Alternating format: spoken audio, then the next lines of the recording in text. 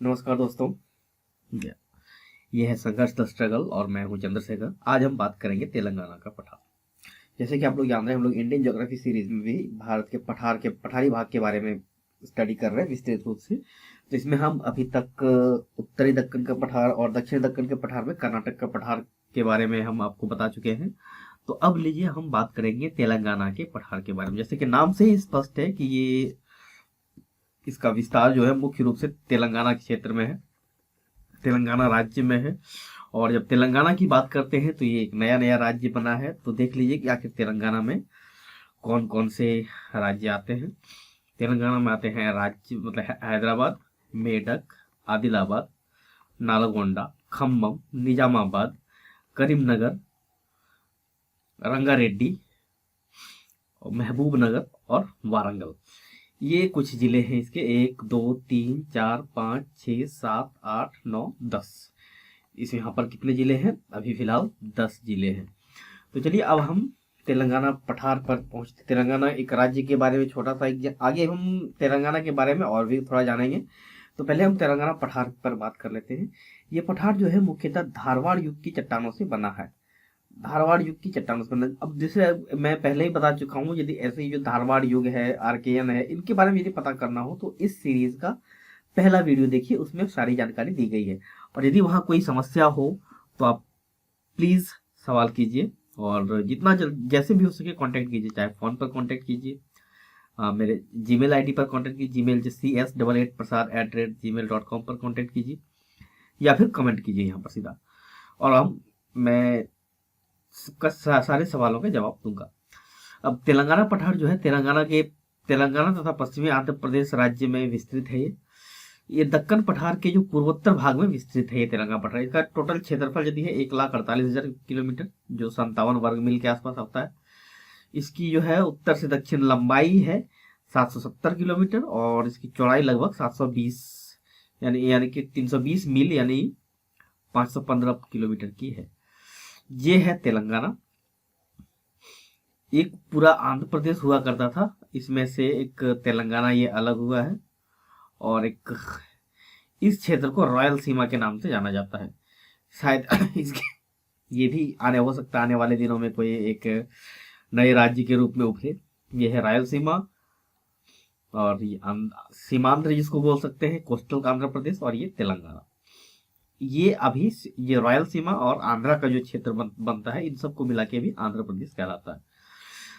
तेलंगाना पठार के बारे में आगे यदि भौगोलिक रूप से देखें तो यह प्राचीन जो है वो प्री कैम्ब्रियन नीस से बना हुआ है। इसको जनरली इंग्लिश में लिखते हैं GNEES, ऐसे लिखते हैं। नीस से बना है।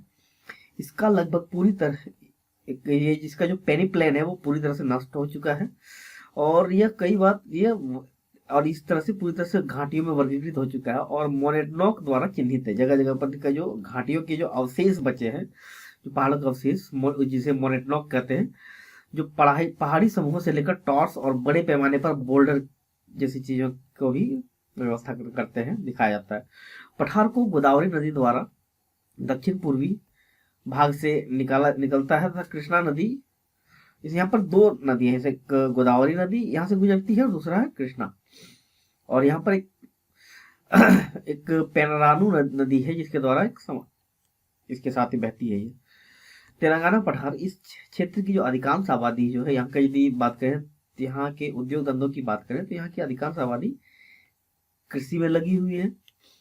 और यहाँ जो कृषि है इसमें अनाज, तिलहन, कपास, दाल प्रमुख फसल है। पोचमपेड़, वीरा, वनीपिता और ऊपरी पेरुनेरू स्टेशनों सहित बहुत सी सिंचाई पनबिजली योजनाएं भी है यहाँ पर। हैदराबाद, वारंगल, कुर्नूल में सूती वस्त्र, चीनी, खाद्य पदार्थ, तंबाकू, कागज और मशीन टूल्स और फार्मास्यूटिकल्स का उत्पादन होता है। कुटीर उद्योग, वन आधारित लकड़ी, जलाऊ लकड़ी, ऐसे कोयला, बांस उत्पाद, और खनिजों में अभ्रक, कोयला, क्रोमाइट, लोहा अयस्क और अभ्रक और काइनाइट यहाँ पाया जाता है। और सड़कों के साथ ही रेलवे और जल मार्गों का घना नेटवर्क है यहाँ पर। पठारी क्षेत्र की यहाँ की जो भाषा है द्रविड़ परिवार की तेलुगु भाषा है। पठार के महत्वपूर्ण शहर है हैदराबाद, वारंगल, कुर्नूल और निजामाबाद।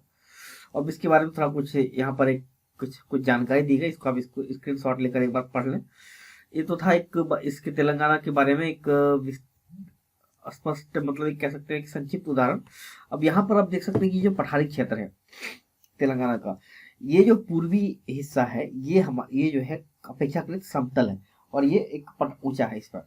तो इसमें पाए जाने वाले जैसे सतमाला हिल्स, निर्मल हिल्स, राखी, देवराकोंडा हिल्स, अनंतगिरी हिल्स, ये सारी पहाड़ियां हैं यहाँ पर।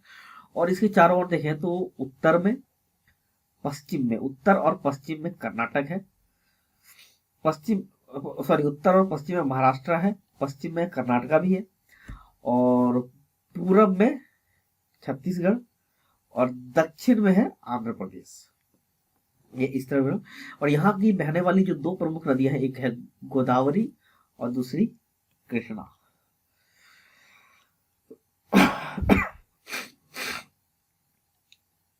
एक तेलंगाना के पठार के बारे में चलिए थोड़ा सा और हाँ,